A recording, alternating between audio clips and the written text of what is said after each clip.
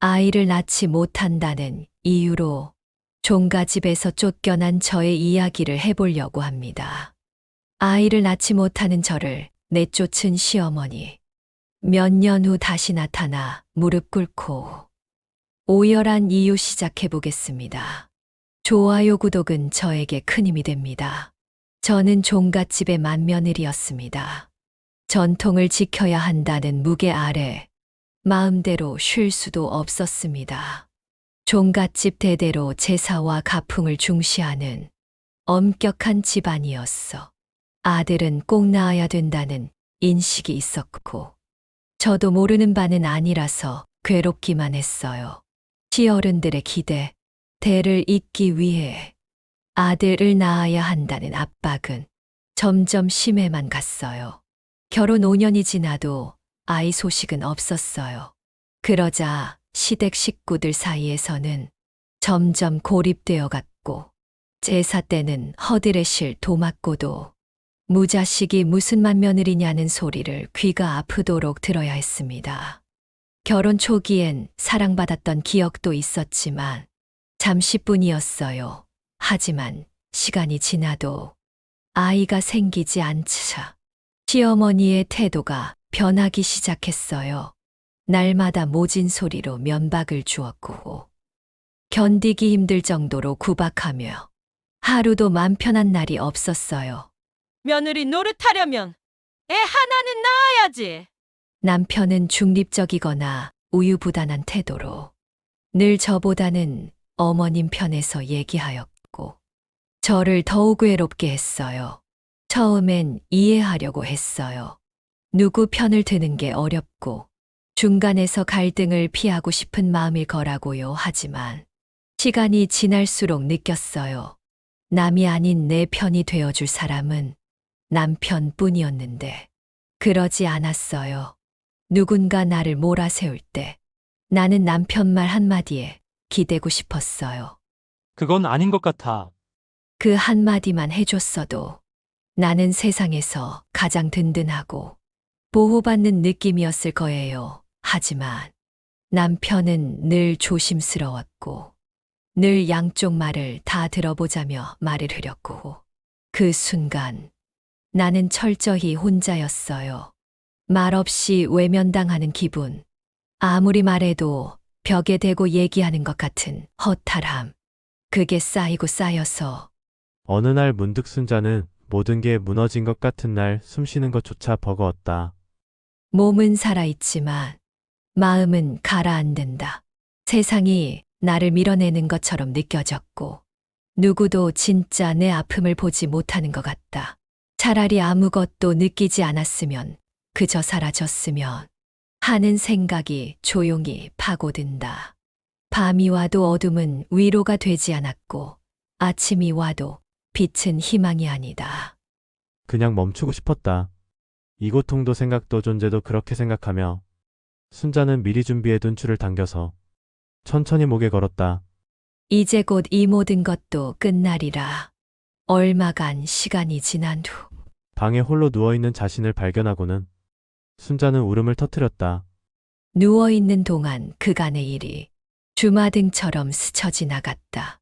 남편을 만난 지 얼마 되지 않아 결혼했지만 그래도 성실하고 자신을 이해해 줄 사람이라는 믿음이 있었고, 아이도 못 낳는다는 죄책감에 항상 죄인이었던 모습이 떠올라 눈물이 났다. 스스로도 죄인 아닌 죄인이 되어가고 있었고, 내 감정 따위는 중요하지 않았어요. 말을 해도 서운함만 더했지 달라지는 건 없었으니까요. 그 무력감이, 그 외로움이 지쳤는데 죽는 것도 맘대로 안 됐어요. 결혼 초기에는 그땐 모두가 저를 반겨줬습니다. 결혼 초만 해도 시어른들께 사랑을 받았습니다. 매 제사 때마다 며느리 노릇도 열심히 했고, 새벽마다 장독대 물도 갈았죠. 종갓집 며느리로서 당연히 해야 할 일이라고 생각했고 힘들었지만 견딜 수 있었습니다. 잠시 쉴 틈도 없이 하루 종일 바쁘게 움직였지만 다 감내해야 했어요. 모든 집안일을 다 해도 시어머니의 폭언과 잔소리는 그칠 줄 몰랐어요. 그 일이 있고 난 후 좀 덜한 듯 하였으나 시댁 식구들과 남편은 여전했어요. 아이를 낳아야 하기에 진료를 받고 피를 뽑고 약을 먹고 병원에서는 정밀 검사가 더 필요하다는 말만 반복됐죠. 매번 희망을 품고 가지만 돌아올 땐 또 한 번 무너진 마음을 다독여야 했어요. 이번엔 잘 될 거예요. 의사는 그렇게 말했지만 기계처럼 반복되는 과정 속에서 나는 점점 무너져 갔어요. 검사 결과지를 들고 나오는 길, 병원 대기실에서 만난 아이 손을 꼭 잡은 엄마들을 보면 괜히 눈물이 났어요. 그 모습이 너무 부러워서 이렇게까지 애쓰고 있는데도 한숨이 나왔어요. 종갓집 며느리로 사는 건 힘들 거라던 엄마가 너무나 그리웠어요. 조금만 더 힘내보자. 마음 편히 가지면 생긴다더라. 마음 써주는 위로의 말들도 도움이 되지 않았고 세상은 내 편이 아닌 것 같아서 눈물이 났어요. 남편도 시간이 지날수록 그저 지켜보는 사람이 되어버렸어요. 내가 얼마나 힘든지, 하루하루 얼마나 애쓰고 있는지 전혀 알려고 하지도 않았어요. 해가 지나도 아이는 생기지 않았습니다. 그러던 어느 날 병원에서는 더 이상 아이가 생기지 않을 거라는 진단을 내렸고 충격을 받았죠. 무엇보다 앞으로 더해질 시어머니의 구박이 더 두려웠어요. 시어머니의 구박과 폭언은 점점 더해갔고 하루는 음식 트집, 어떤 때는 친정어머니를 모욕했으며 외출 통제까지 순간순간이 말할 수 없는 고통의 연속이었어요. 또 어느 날은 시어머니가 몰래 다른 여자를 소개하고 있는 장면을 목격했고 남편도 결국 엄마 말이 틀린 건 아니야 라는 말을 하며 은근 그 상황을 숨기려 하지도 않았어요. 그날 이후 여자는 수시로 집을 들락거렸고 남편도 안 들어오는 날이 많았습니다. 그리고 결국 그날이 왔습니다. 급기야 시어머니는 종갓집 어른들 앞에서 더 이상 어쩔 수 없다며 저를 쫓아내겠다고 말하였고 마루에 앉아있는 어른들도 무표정으로 굳게 입을 다문 채 말씀을 하지 않았습니다. 하지만 종갓집은 대가 끊기면 안 된다. 대도 못 잇는 쓸모없는 년은 이 집안에 필요 없다. 당장 나가거라 해도 못 나는 년이 들어와서 집안이 재수가 없구나. 너 때문에 조상님 뵐면목이 없다. 시어머니는 작심한 듯 고함을 질렀고 울면서 어머님 제발요 두 손 빌며 매달려 봤지만 소용없었어요. 저는 어쩔 수 없이 그 집에서 나와야 했고 시어머니의 닭달에 허겁지겁 몇 가지 집만 챙겨서 쫓기듯 집을 나와야 했습니다. 그렇게 저는 아이를 낳지 못한다는 이유로 집에서 쫓겨났습니다. 갈 곳은 마땅치 않았고 부모님 걱정할까봐 친정집으로 갈 수도 없었어요. 눈물로 기차역 의자에서 밤을 새운 후 무작정 기차를 타고 저는 그렇게 이름도 모르는 도시에 도착했습니다. 머물 곳을 구해야 했으나 가진 돈이 별로 없었어요. 막막하기만 했지만 울고 있을 수만은 없었습니다. 일할 곳을 찾아 작은 식당에 들어갔고 식당 아주머니에게 사정하였더니 식당 뒷방에서 잠시 지내라는 허락을 받을 수 있었습니다. 아무도 아는 사람이 없는 이곳에서 도움을 받으니 저는 너무 감사했고 열심히 살아야겠다 다짐했습니다. 그렇게 식당에서 허드레시를 하며 하루하루를 버텼습니다. 그러다 우연히 제가 만든 김치찌개 하나가 식당 주인에게 인정을 받았고 그렇게 몇 년이 흘렀어 뉴스에 소개되는 식당이 되었어요. 작은 식당에서 일하며 생계를 꾸렸지만 음식 솜씨를 인정받아 손님이 몰렸고 드디어 저는 식당 주인이 되었어요.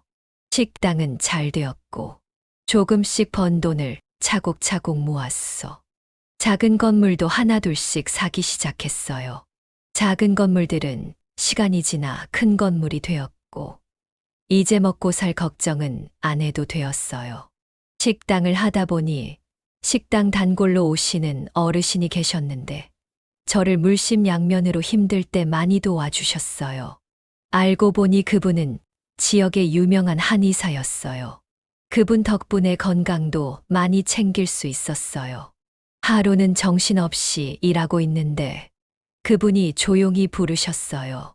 진맥을 짚어보시고는 안색이 안 좋으니 좀 쉬었다가 해야지 큰일 나겠다고 하셨어요.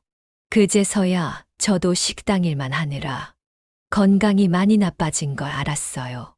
그분을 만난 건 천운이었다고 생각합니다. 항상 따뜻하게 대해주셨고, 오랜만에 듣는 위로의 말에 조금씩 가까워졌고, 우리는 마음을 주고받는 사이가 되었어요. 그분은 젊은 나이에 상처하시고, 사회에 봉사하는 삶을 살고 계셨어요. 몇 년이 지나고, 제 식당은 방송에 나올 만큼 유명해졌습니다. 그리고 어느 날 그들이 찾아왔습니다. 느나섭 씨, 시어머니와 남편이 식당으로 들이닥쳤어요. 아마뉴스를 보고는 저를 알아본 것 같아요. 시어머니를 보자 심장이 쿵쾅거렸지만 태연한 척했어요. 시어머니도 예전 같지 않게 조용히 말씀하셨어요. 얘야, 그땐 내가 미쳐 있었나 보다. 다시 돌아올 수는 없겠니? 나이가 드셔서 그런지 서슬퍼런 그 기세는 찾아볼 수 없었습니다. 저를 쫓아내던 그날이 생각났어요. 그때 왜 그러셨어요? 꼭 그렇게까지 하셨어야 했는지 묻고 싶었지만 꾹 눌러 참았습니다. 다 지난 세월이고 지금 저에게는 앞으로 살아갈 날이 더 중요하니까요. 시어머니도 이제 모든 진실을 알고 있는 듯 하였고, 무릎 꿇고 미안하다며 오열했습니다. 사람은 자식을 낳았어.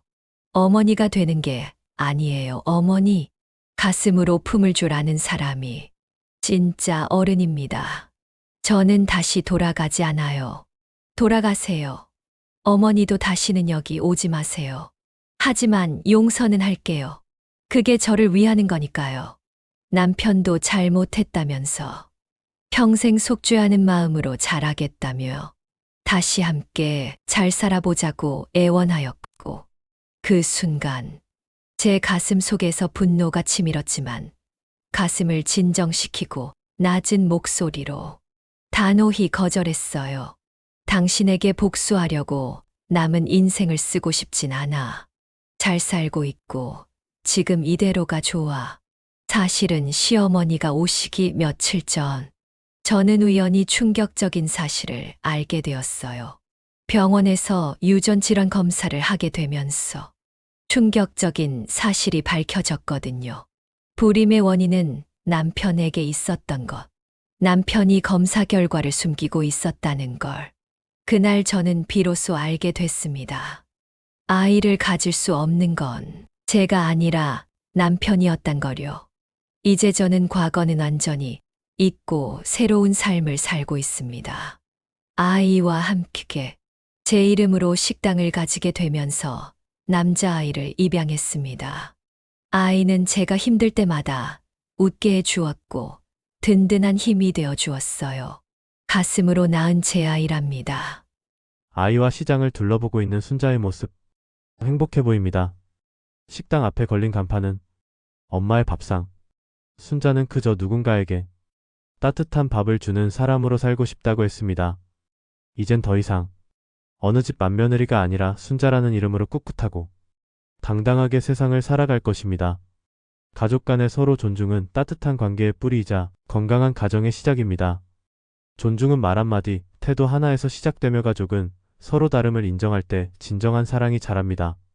서로를 있는 그대로 받아들이는 마음이 가족을 더욱 단단하게 만듭니다. 지금까지 노후사연 썰TV였습니다. 좋아요, 구독 감사합니다.